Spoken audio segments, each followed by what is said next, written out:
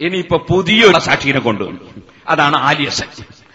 അതായത് സാക്ഷികളുടെ കൂട്ടത്തിൽ ഒരു പുതിയ സാക്ഷി.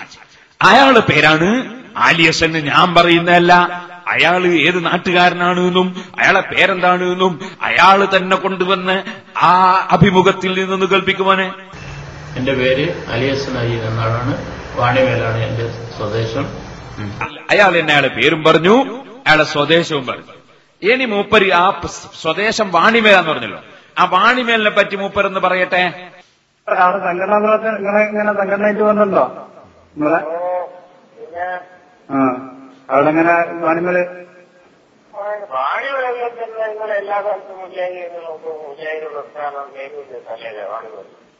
എല്ലാ സ്ഥലത്തും മുജാഹിദ് വരുന്നതിന് മുമ്പ് മുജാഹിദ് പ്രസ്ഥാനം വേരൂന്നിയ സ്ഥലമാണ് വാണിമേല് എന്നാണ് മൂപ്പര് പറഞ്ഞത്. മുജാഹിദുകളും ജമാഅത്ത് ഇസ്ലാമിക്കാരും കുതന്ത്രം പ്രയോഗിച്ച് അവിടെ എല്ലാ സുന്നികളിൽ നിന്നും സ്ഥലവും കാശും വാങ്ങിയിട്ട് കോളേജ് എന്ന പേരിൽ ഒരു ബിൽഡിംഗ് ഉണ്ടാക്കി. അങ്ങനെ കുറെ കൊല്ലങ്ങളോളം മുജാഹിദ് ജമാഅത്ത് ഇസ്ലാമിയുടെ ആശയം അവിടെ ആ കോളേജ് എന്ന് പറയുന്ന ബിൽഡിംഗിലും പഠിപ്പിച്ചു. അങ്ങനെ ഈ വിനീതനായ ഞാൻ അഹ്ലുസുന്നത്തി വൽ ജമാഅത്തിന്റെ പ്രവർത്തന രംഗത്ത് വന്ന് വാണിമേലിൽ 10 ദിവസം ആദ്യം തന്നെ വഅദ് പറഞ്ഞു. പിന്നീട് പലപ്പോഴും വഅദ് പറഞ്ഞു. അവിടെ SSFന്റെ പ്രവർത്തകന്മാര് വളർന്നു. ആ SSFന്റെ പ്രവർത്തകർ വളർന്ന് അവർക്ക് സന്താനങ്ങളൊക്കെ ഉണ്ടായപ്പോ ഞാൻ അവരോട് പറഞ്ഞു, ഇനിയും ആ മദ്രസയിൽ കുട്ടികളാക്കുന്ന ഏർപ്പാടിന് നിങ്ങൾ നിൽക്കരുത്. അങ്ങനെ അവിടെയുള്ള SSFന്റെയും SYSന്റെയും പ്രവർത്തകന്മാർ വളരെയേറെ പ്രയാസപ്പെട്ടു. പാവപ്പെട്ട ഞാൻ അവർക്ക് ഒരു സ്ഥലം സംഘടിപ്പിച്ചു കൊടുത്തു. ആ സ്ഥലം വാങ്ങിയിട്ട് ഓല ഷെഡ് കെട്ടിയിട്ട് മദ്രസ തുടങ്ങി. അവിടെ സുന്നത്ത് ജമാഅത്തിന്റെ മദ്രസ ആദ്യമായി വാണിമേലിൽ തുടങ്ങി. അതിന് ഷെഡ് കെട്ടിയിട്ട് മദ്രസ ഉദ്ഘാടനത്തിന് ബഹുമാനപ്പെട്ട അണ്ടോൺ ഉസ്താദിനെ ഞങ്ങൾ ക്ഷണിച്ചു വരുത്തി. അണ്ടോൺ ഉസ്താദ് വരുമ്പോഴേക്ക് മുജാഹിദിന്റെ കുതന്ത്രത്തിൽ പെട്ടുപോയ ചില ആളുകളുടെ ചില ചെയ്തികൾ കാരണത്താൽ ആ ഷെഡിൽ ഞങ്ങൾക്ക് മദ്രസ തുടങ്ങാൻ കഴിഞ്ഞില്ല. അവിടെ അവർ സ്റ്റേ വാങ്ങി. ഞങ്ങൾ വില കൊടുത്ത് വാങ്ങിയ സ്ഥലത്ത് ഞങ്ങളെ പ്രവർത്തനം നടത്താൻ കഴിയാത്ത വിധം സ്റ്റേ വാങ്ങി. എന്നിട്ടോ ഞങ്ങൾ നടു റോട്ടുമ്മൽ വെച്ച് മദ്രസ തുടങ്ങി.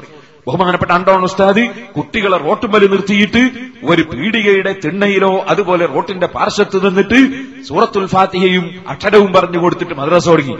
അൽഹംദുലില്ലാ പിന്നീട് അവിടെ നിരന്തരം പ്രവർത്തിച്ചു. അവിടെ ചുറ്റുപാടുള്ള പ്രവർത്തകന്മാരും നമ്മളും പ്രവർത്തിച്ചു.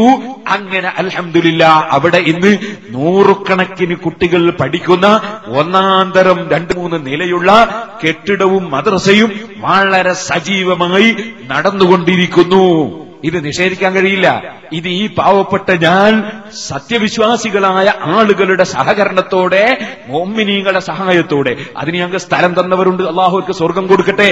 അതിന് സഹായിച്ചവരുണ്ട്, അള്ളാഹുവിற்கு സ്വർഗം കൊടുക്കട്ടെ. ഇനി മൂപ്പര് വെറുതെ അയാൾ സെലഫി ആശയക്കാരനാണെന്ന് പറയുന്നു കേട്ടോളൂ. ഞാനൊരു സെലഫി ആശയക്കാരനല്ലാണ്, ഇവരെ കണ്ടിട്ടൊന്നല്ല.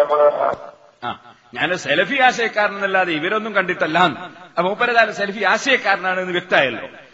അള്ളയും റസൂലും പറഞ്ഞതിനെതിരെ ശുദ്ധമായ കളവ് ഈ സെലഫികൾ മൗലവിമാര് പഠിപ്പിച്ചു കൊടുത്തത് ആ സാധു മനുഷ്യൻ പെട്ടുപോയി. അള്ളാഹു നന്നാക്കട്ടെ. ഇനി നിങ്ങൾക്ക് കേൾക്കണോ? ഇയാള് പറയുന്നേ എന്നെ സംബന്ധിച്ച് മലപ്പുറത്തുള്ളാകെ പറഞ്ഞു കൊടുക്കാണ്.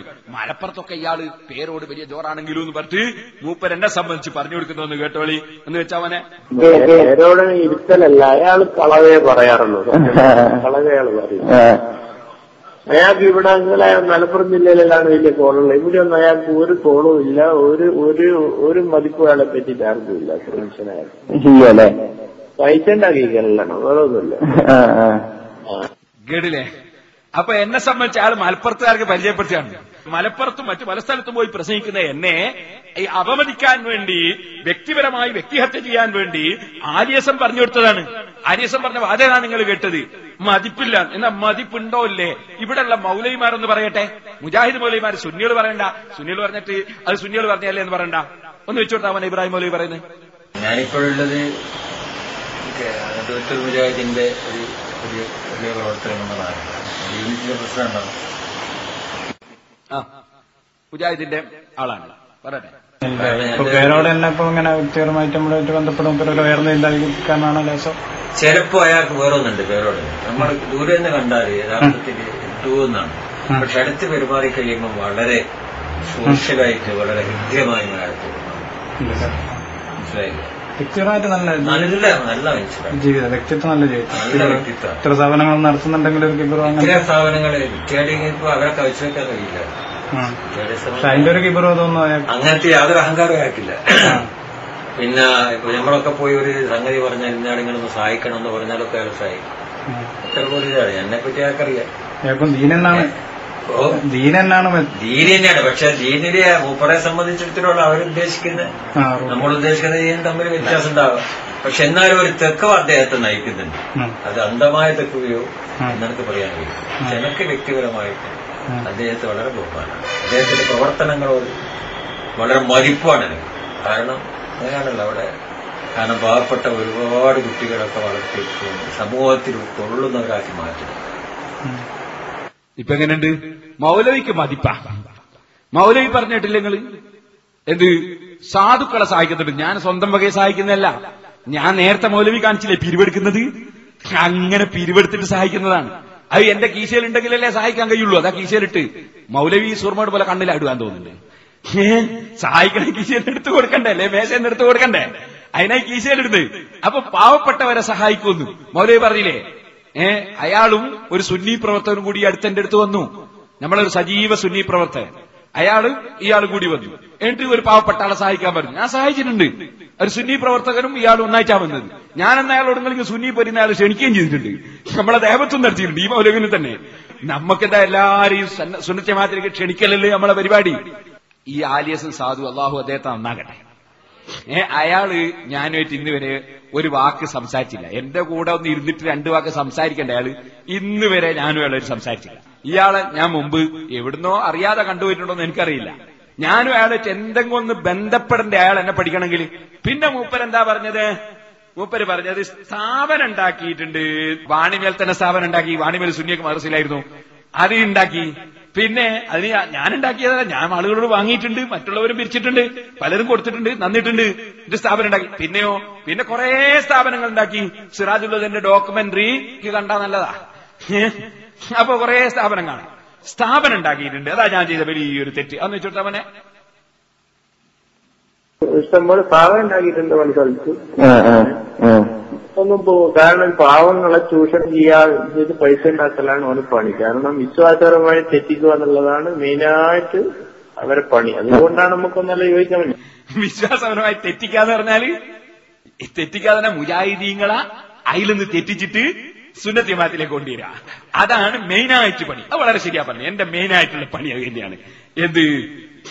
വിശ്വാസപരമായി പെട്ടുപോയ ആളുകളെ അതിൽ നിന്ന് തെറ്റിച്ചിട്ട് സത്യത്തിലേക്ക് കൊണ്ടുവരിക. പിന്നെന്താണ്?